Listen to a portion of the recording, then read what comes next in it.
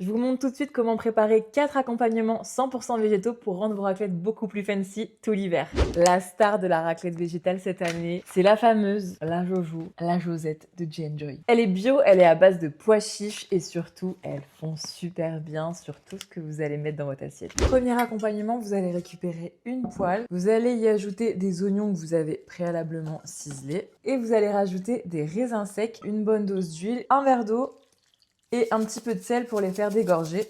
Une cuillère de sucre ou une cuillère à soupe de sirop d'agave, sirop d'érable, qu'on va laisser cuire tout en remuant très régulièrement jusqu'à ce que ce soit vraiment bien confit, bien caramélisé. Quand ça ressemble à ça, c'est la texture parfaite.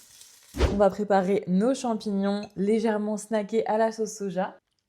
Un petit peu d'huile. On met ça à cuire en remuant régulièrement jusqu'à ce que ça réduise. C'est la texture parfaite. Ensuite, je vais râper une patate douce.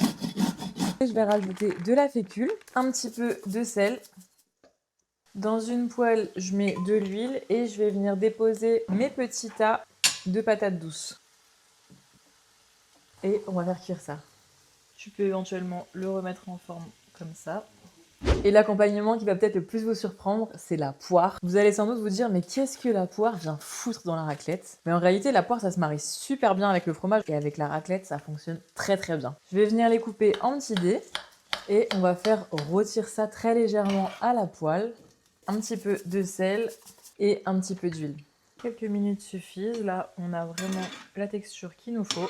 Et donc sur ma table, je viens déposer mon plateau de charcuterie végétale et de fromage, mes champignons snackés à la sauce soja, mes oignons caramélisés avec les raisins secs, mes petites poires poêlées, mes rostis de patates douces. Et évidemment, on ne fait pas de raclette sans pommes de terre. Et avec ça, je peux vous garantir que vous avez à la fois une raclette qui est 100% végétale, mais qui est aussi avec des condiments qui sont très fancy et très très sympa à mélanger avec ce fromage à raclette qui est vraiment délicieux.